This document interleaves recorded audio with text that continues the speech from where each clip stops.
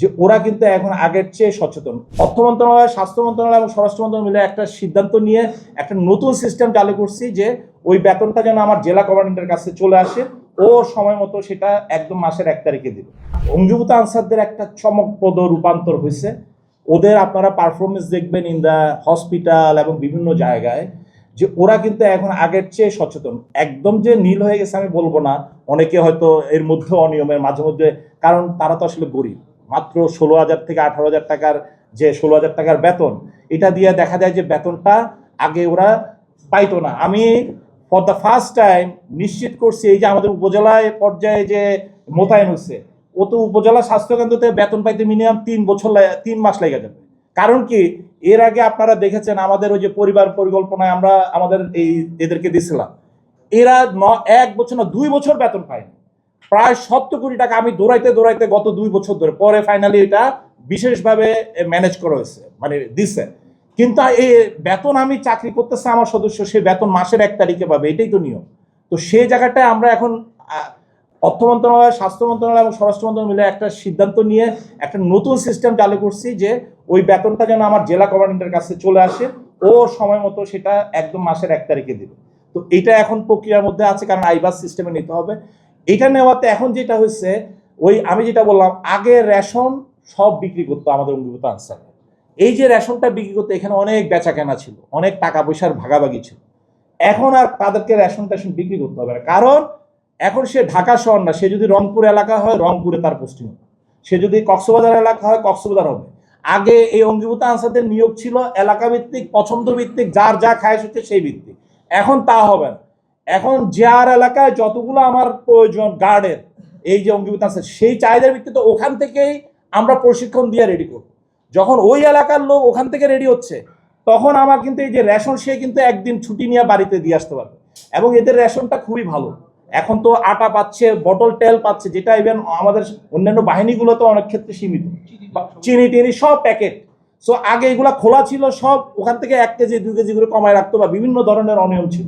এগুলো এখন চাইলেও কেউ করতে পারছে। সো যেহেতু চাইলে করতে পারতেছে না, যেহেতু সে পুরা রেশনটা ফ্রেশ, বাংলাদেশের নাম করা সিটি কোম্পানি বা অন্য কোম্পানির যে ইয়াগুলো হচ্ছে, এটা সে বাড়িতে নিয়ে যখন দেয়, তার একটা যে বেতন কম হইলো, এই জায়গাটা সে নিশ্চিত হয়ে যাচ্ছে। এখন কিন্তু আর কেউ ভুয়া সার্টিফিকেট নিয়ে এখানে আর ঢুকতে পারবে না, কারণ ওই আমি বলি নাই, দেখাতে পারি নাই, আমাদের ট্রেনিং প্রত্যেকটা এখন রেজাল্ট হয় অটোমেটেড কিউআর কোডের হয়ে।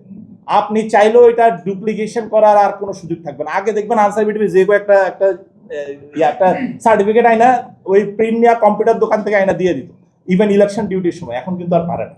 তো সেই জায়গায় আমি বলবো যে এদের জন্য একটা চিরস্থায়ী বন্দোবস্ত হয়ে গেছে, যেহেতু তাকে আর কোনোদিন যাইতে হবে না, হি ইজ কন্টিনিউইং। শুধু একটা জিনিস আমি আপনাদেরকে জানায় রাখি, যারা শৃঙ্খলা বিরোধী কাজ করছে, যারা 25শে আগস্টে রাষ্ট্রকে জিম্মি করছে, যে লোকগুলা মেইন রোল প্লে করছে, অ্যারাউন্ড 400 সামথিং, যারা কিনা এই নেতৃত্ব দিচ্ছে এবং তাদের মধ্যে রাজনৈতিক পরিচয় ছিল, এদেরকে আমরা কখনো, যারা শৃঙ্খলা মনে করেন অনৈতিক, আপনার উপরে জুলুম করছে এবং সে চলে গেছে, তাদেরকে আমরা নিতে পারবো না। We have to clean this force. আমাদেরকে ফ্রেশ ব্লাডও ঢুকাইতে হবে।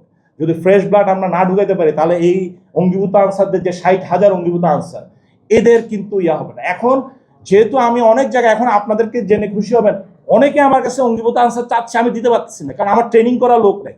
এখন আমি ট্রেনিং দেওয়ার জন্য শুরু করছি। মনে করেন কক্সবাজারে মৎস্য উন্নয়ন বলতেছে আমাকে দাও, আমি বলছি আমার এখন নাই, আমাকে আগে কক্সবাজার থেকে লোক ট্রেনিং করাইতে হবে। তো আমরা সেই ট্রেনিং শুরু করে দিচ্ছি। এখন আমার কিন্তু প্রত্যেকটা লোক অ্যাকাউন্টেবল হবে। যে যে একটা শাস্তি, মনে করেন আমার সাথে কথা ওর কাটাকাটি হয়েছে, তার জন্য তো তাকে বাইর করে দেওয়া যাবে, হ্যাঁ, তাকে একটা শাস্তি দিতে হবে। এই শাস্তি টাস্তি কিছুই ছিল না আগে, এগুলো এখন এখানে একদম ডিফাইন করে দেওয়া হচ্ছে যে কার কি শাস্তি, এই অঙ্গীভূত আনসারদের কি হবে।